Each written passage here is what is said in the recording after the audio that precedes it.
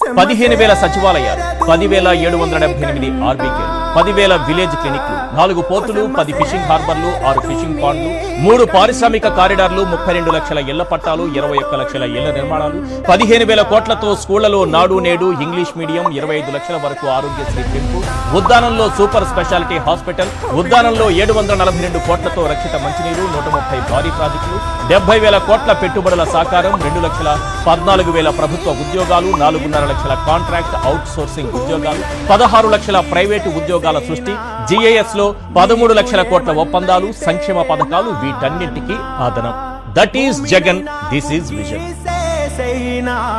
నీకు ఏమన్నైతే నా